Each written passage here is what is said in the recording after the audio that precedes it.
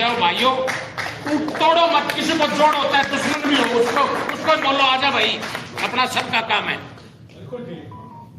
हम जय हिंद साथियों, अभी आपने देखा सुरेंद्र कौशिक साहब ने बहुत ही बड़ी बात बोली।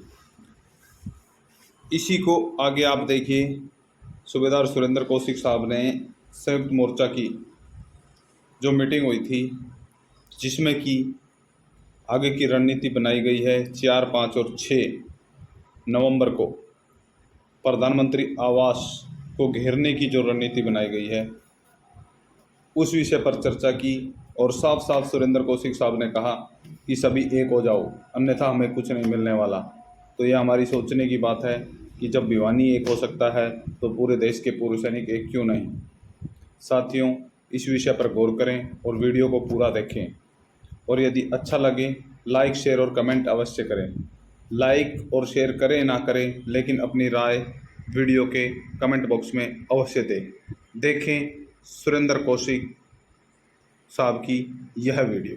धन्यवाद। हिम्मत नहीं है कि हम सब एक मंच पे आके और इकट्ठे होके, वो किसी एक का प्रोग्राम नहीं समझे, हम सभी एक्स सर्विसमैन का, इंडियन एयरफोर्स, नेवी, आर्मी, सबका समझे। हम तब कामयाब हो सकते हैं। हमारे वकील साहब हैं, वो लड़ रहे हैं हमारे लिए केस, लेकिन सभी संस्थाएं जो एक्स सर्विसमैन की है, सब अपने अपने लेवल पर वो आरोपी के लिए प्रयास कर रही हैं, सैनिकों की भलाई के लिए कर रही हैं, जग रहे हैं सैनिक, लेकिन उसका हमें फायदा नहीं हो रहा है।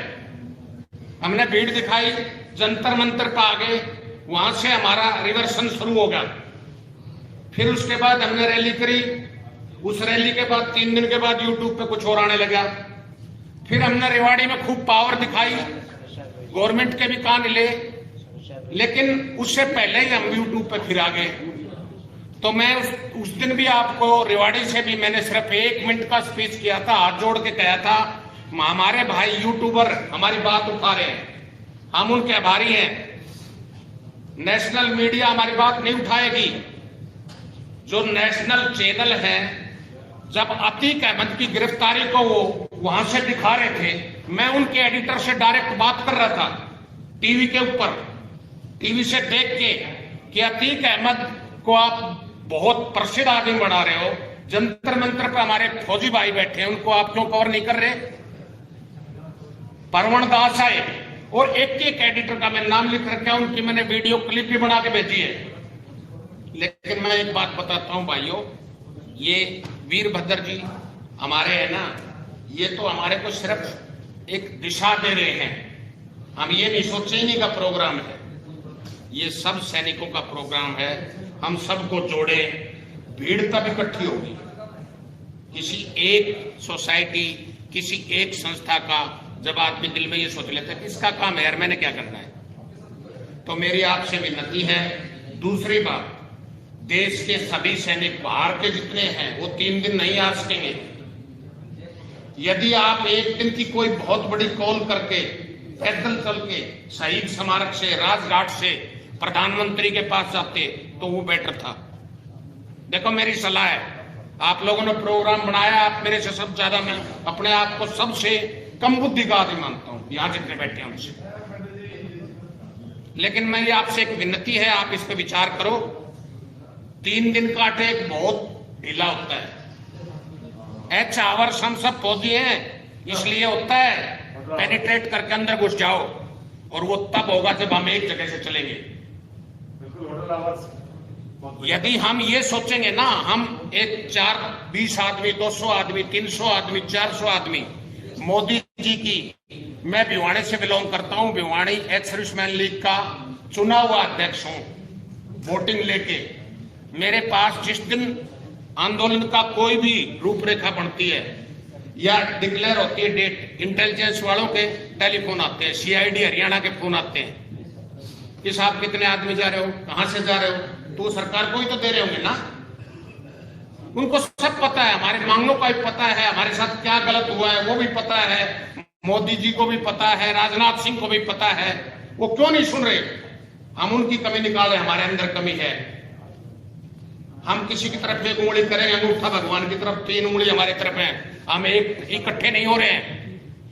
हम अपनी अपनी संस्थाएं चलाएं, उनकी ऑर्गेनाइजेशन को चलाने से हमें कोई दिक्कत नहीं है। लेकिन मैं हाथ जोड़ के विनती करता हूं इस मंच से उन सभी फौजी संस्थाओं को जो काम कर रही है फौजियों के हित में, इस भेदभाव को भूल के, आपसी द्वेष को भूल के, जब तक इकट्ठे नहीं होंगे हमारी बात कोई नहीं सुनेगा।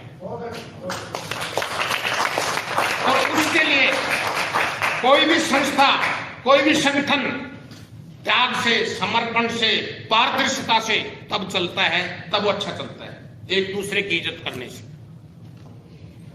अगली रही बात इस आंदोलन की, आंदोलन तब मानेगी सरकार जब हम इकट्ठे, उसको पता लग गया ये तो 20 टोल है भाई, ये फलाना का है, ये धिकड़े का, ये मुकड़े का है। मेरे डिस्ट्रिक्ट में 4 संस्थाएं चल रही थी।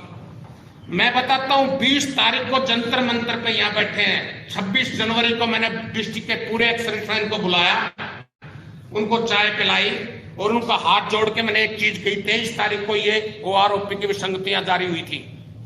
मैंने ये कहा तुम अपनी अपनी भाई संस्था चलाओ, मेरी आपसे विनती है, शहीद स्मारक पे कहा जो अग्रणी आना चाहता है आओ, मैं उसके साथ हूं और सब जुट जाओ। 17 तारीख को भिवानी में DC को ज्ञापन दिया हमने, 400 आदमी इकट्ठे करके, 400 आदमी से इकट्ठे करके 17 फरवरी को DC को ज्ञापन दिया। फिर यहां से जंतर मंतर से जब इकट्ठे हुए दिया, तो मैं आपसे विनती करता हूं, सारे देश के कोने कोने से आए हुए मेरे बहुत ही महानुभाव, मेरे आदरणीय हैं, आप एक एक फौजी को ये समझाओ भाई। वो ये पूछते जाते हाँ भाई कहां से, किसके साथ चले। वो हमारे से, मैं कहता हूं ना आंदोलन की रेवाड़ी रैली के लिए मैं बहुत घूमा, बोला कौन सी पार्टी के साथ चलना है साहब। अरे हम फौजी है, हमारी क्या पार्टी है, जो बुलाए उसी के साथ चलेंगे। कोई रामलीला मैदान बुलाएगा वहां जाएंगे, रेवाड़ी बुलाएगा वहां जाएंगे।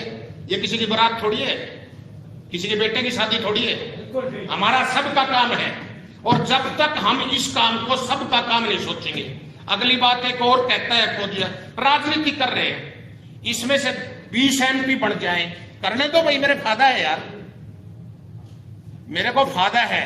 वीरभद्र जी को अभी कहा, वीर बहादुर जी को इन्होंने कहा भाई मेरे साथ 13 से थे, वो लोग यहाँ नहीं है, खड़े होकर कह दिया ना मैं था।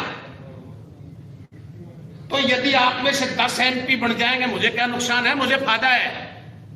मैं उसके पास जाके मैं कहूंगा यार एक दिन मंच था, वहां मैं बैठा था आपके साथ। तो मेरी आपसे प्रार्थना है और मेरा ये सुझाव है, 3 दिन के प्रोग्राम के लिए आप सभी सहमत हो, मैं आपके साथ हूं अपनी पूरी क्षमता के साथ। और भिवानी की तरफ से, हरियाणा की तरफ से मेरे जितने लिंक हैं